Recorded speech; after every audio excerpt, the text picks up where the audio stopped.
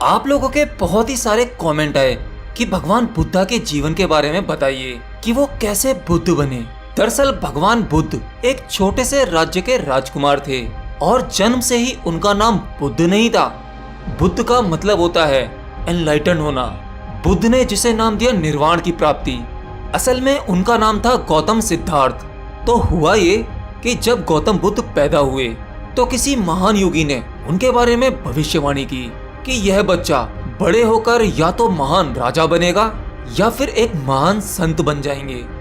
जब योगी ने बुद्ध के बारे में ये भविष्यवाणी की तो बुद्ध के पिता थोड़ा चिंतित हो गए। वो कभी नहीं चाहते थे कि उनका पुत्र महान संत बने, और कोई भी पिता नहीं चाहेगा। हर पिता चाहता है कि उसका पुत्र उसके साम्राज्य को आगे बढ़ाए। हाँ, हर पिता चाहता है कि उसका वंश चलता जाए। और आज के समय में भी कोई माता पिता नहीं चाहते कि उनका बच्चा सन्यासी हो जाए, ब्रह्मचारी हो जाए। तो ऐसा ही बुद्ध के पिता ने सोचा और वो चिंतित थे। वो अपने पुत्र को एक महान राजा बनाना चाहते थे। योगी की भविष्यवाणी सुनकर उन्होंने एक फैसला किया कि वो अपने पुत्र को किसी भी दुख से दूर रखेंगे, क्योंकि दुख और समाज की पीड़ा से ऊब कर ही इंसान सन्यासी बनने की सोचता है। अगर कोई दुखों से दूर होगा और सदा सुख भोगता रहेगा तो उसे संत बनने की कोई जरूरत नहीं है। आप लोग अपने जीवन में भी देखो, अगर कोई व्यक्ति अपनी पत्नी से बहुत ज्यादा दुखी है तो वो सन्यासी बनने की सोचता है। क्यों, है ना? अगर आपको लगता है कि आप जीवन में असफल रहेंगे, कभी सफल नहीं हो पाएंगे, तो आप सोचते हैं कि मेरे पास एक ही रास्ता है, मैं सन्यासी बन जाऊं। और सुकरात ने भी क्या खूब कहा है, अगर आपको अच्छी पत्नी मिलती है तो आपका जीवन अच्छा बीतता है, और अगर पत्नी खराब मिलती है तो भी आपका जीवन धन्य हो सकता है, क्योंकि वही इंसान फिलोसफर बन सकता है। Anyway, come to the point. तो भगवान बुद्ध के पिता ने उन्हें पूरे सुख में रखा। उनके चारों तरफ खुशियां ही खुशियां थीं, और शायद यही उन्होंने गलती कर दी, क्योंकि मनुष्य दुख से इतना नहीं ऊबता जितना सुख से ऊब जाता है। उनके आसपास हर सुख सुविधा उपलब्ध थी। जब गौतम 19 साल के हुए तब उनके पिता ने उनकी शादी नगर की सबसे सुंदर स्त्री से कर दी। उनका पालन पोषण एक सामाजिक तौर पर नहीं हुआ था। उनको समाज से दूर एक बड़े से महल में रखा गया था, जहां वो हमेशा सुख में रहते थे। वहां पर दुख की नो एंट्री थी। एक दिन भगवान बुद्ध ने सोचा, क्यों ना नगर का भ्रमण किया जाए, देखा जाए कि हमारे नगर में क्या चल रहा है। तो फिर उन्होंने अपनी इच्छा सारथी से रखी और कहा, हम नगर में घूमना चाहते हैं। तो गौतम नगर में घूम ही रहे थे, उन्होंने एक बूढ़े आदमी को देखा, और वह बूढ़ा आदमी ठीक से चल नहीं पा रहा था। अब गौतम के आगे एक दुविधा आ गई, क्योंकि उन्होंने अपने पूरे जीवन में कोई भी बूढ़ा आदमी नहीं देखा था, क्योंकि उनके पिता ने इन सब चीजों से गौतम को बचा के रखा था। तभी गौतम बुद्ध ने पूछा, अरे सारथी, उस इंसान को क्या हुआ? सारथी ने बड़े ही नॉर्मल तरीके से कहा, अरे वह आदमी तो बूढ़ा आदमी है, उसमें क्या बड़ी बात है। बुद्ध ने पूछा, अरे ये कैसे होता है, बूढ़ा आदमी मतलब क्या? फिर सारथी बोला कि हर कोई एक दिन बूढ़ा होता है, ये तो प्रकृति का नियम है। फिर बुद्ध ने खुद को देखा और गौतम बड़े ही जवान और सुंदर थे। बोले, क्या मैं भी ऐसा हो जाऊंगा? सारथी ने कहा, हाँ, हर कोई बूढ़ा होता है। अब गौतम के लिए ये अलग ही तरह का एहसास था कि मैं भी एक दिन ऐसा हो जाऊंगा, मुझे भी ऐसे ही चलना पड़ेगा। फिर वे आगे बढ़े और उन्होंने एक और आदमी को देखा जो सड़क के किनारे लेटा हुआ था, और वो बहुत ही बीमार था। इतना वह उठ भी नहीं पा रहा था, काफी तकलीफ से चिल्ला रहा था। फिर गौतम बोले, अरे रुको, इस व्यक्ति को क्या हुआ, ये इतना चिल्ला क्यों रहा है? सारथी ने कहा कि यह व्यक्ति तो बीमार है, ये किसी रोग की वजह से पीड़ा में है। बुद्ध बोले, इसका क्या मतलब है? फिर सारथी ने कहा कि यह शरीर कभी कभी बीमार हो जाता है, ये भी लगभग सभी के साथ होता है। तो गौतम बोले, क्या ये मुझे हो सकता है, क्योंकि मैं तो एक राजकुमार हूँ? सारथी ने कहा, हाँ, ये कभी भी किसी को भी हो सकता है। और गौतम फिर से अपनी तुलना उस व्यक्ति से करने लगे, अरे ऐसा मुझे भी हो सकता है। गौतम इन दोनों ही घटना को देखकर काफी परेशान हो चुके थे और वो आगे बढ़े। फिर आखिर में उन्होंने एक शव यात्रा देखी। कुछ लोग एक आदमी का शव लेकर जा रहे थे।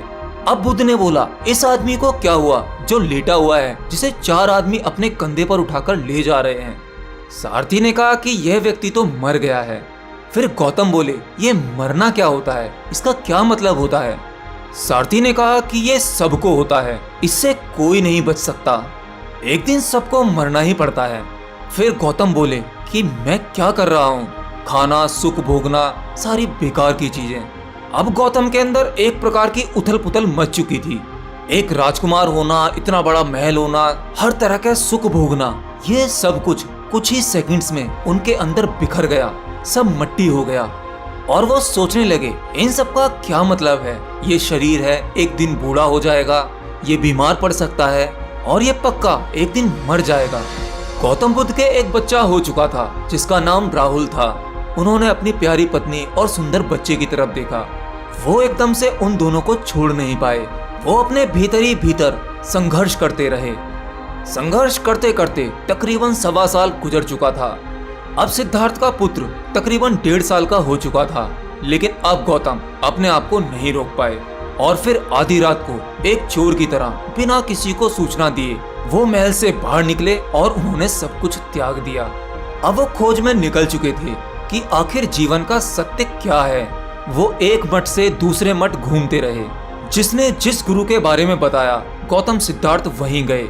उन्हें जो जो विधियां बताई जाती, वो सभी विधियां बड़ी ही कुशलता से करते थे और परिश्रम करते करते उन्होंने समाधि के 8 प्रकार के अनुभव पाए। वो जिस भी गुरु के पास जाते थे तो गुरु के बताए हुए हर एक प्रयोग ऐसे करते थे, कोई भी शिष्य आसानी से नहीं कर सकता, संपूर्णता से करते थे। इन सब के बावजूद भी अभी तक गौतम सिद्धार्थ को वो अनुभव नहीं हो पाया था। आखिर में गुरु भी उनके आगे हार जाते थे और कहते थे कि मैंने भी अब तक यही जान पाया है, इससे ज्यादा तो मुझे भी नहीं पता, अब तुम आगे की यात्रा स्वयं करो। फिर वो कठोर तपस्या में लग गए। उन्होंने अपना भोजन तक छोड़ दिया। और गौतम सिद्धार्थ एक राजकुमार थे। वो शारीरिक रूप से काफी मजबूत थे। एक लंबा चौड़ा शरीर था जो अब सूख कर कांटे की तरह हो गया था। अब उनका शरीर बिल्कुल कमजोर पड़ चुका था। हड्डियों के अलावा उनके शरीर में कुछ नहीं दिख रहा था। और वो उस कमजोर शरीर के साथ एक नदी के पास पहुंचे जिसका नाम निरंजना नदी था। और फिर गौतम सिद्धार्थ उस नदी में उतरे। जैसे तैसे गौतम सिद्धार्थ उस नदी में आधे रास्ते तक तो चले गए, लेकिन उनका कमजोर शरीर उनका साथ छोड़ रहा था। उनमें बिल्कुल भी शक्ति नहीं बची थी। फिर उस नदी में एक पेड़ की टहनी यानी सूखी डाल थी। उन्होंने उस डाल को पकड़ लिया। गौतम सिद्धार्थ अब तक हार नहीं मान रहे थे क्योंकि वो भीतर से कमजोर नहीं थे। उस डाल को पकड़े पकड़े उनके दिमाग में कई सारे सवाल चल रहे थे कि मैं जिस चीज के लिए मेहनत कर रहा हूँ आखिर वो है क्या। मैं जगह जगह घूम रहा हूँ, पता नहीं मैंने कितने प्रयोग किए, कितनी सारी चीजें सीखी, आखिर वो है क्या जो मैं खोज रहा हूँ। तब जाकर उन्हें एहसास हुआ कि वो कुछ नहीं है, ये जीवन ही सब कुछ है। मुझे सिर्फ यह करना है, उन सभी बाधाओं को हटा दूं जो मुझे उस अनुभव से रोक रही हैं। उन्हें थोड़ा थोड़ा एहसास होने लगा था कि सब कुछ उनके भीतर ही है। फिर उनके अंदर अचानक से कोई ऊर्जा आई और जैसे तैसे उन्होंने वो नदी पार कर ली। नदी पार करते ही एक वृक्ष है जहाँ पर वो बैठ गए, जिसे आज हम बोधि वृक्ष के नाम से जानते हैं। उन्हें यह भी एहसास हुआ कि ये शरीर एक यंत्र है। अगर इसे कष्ट होगा तो ये प्रकृति के खिलाफ है। अगर इस यंत्र में ही कोई समस्या होगी तो मैं आत्मज्ञान कैसे पा सकता हूँ। और उस दिन उन्होंने खीर का भोजन लिया। वह एक पूर्णिमा की रात थी जिसे हम बुद्ध पूर्णिमा के नाम से जानते हैं। और फिर बस वो उस पेड़ के नीचे बैठ गए और उन्होंने आखिरी प्रण लिया। इस संकल्प के साथ बैठे, इस अस्तित्व की प्रकृति को या तो मुझे अभी जानना है या मैं यहीं बैठे बैठे अपना शरीर छोड़ दूंगा। जब तक मैं इसे जान नहीं जाता मैं यहाँ से नहीं उठूंगा, अपनी आंखें नहीं खोलूंगा। तो जब उन्होंने ये अपना आखिरी संकल्प ले लिया, अब तक उनके लिए सब कुछ व्यर्थ हो चुका था। केवल एक ही आखिरी संकल्प था कि अब कोई संकल्प नहीं है। फिर वो चांदनी रात, चांद अपनी पूर्ण गरिमा में था और उनके साथ घटना घट गई। तभी उन्हें ज्ञान की प्राप्ति हो गई।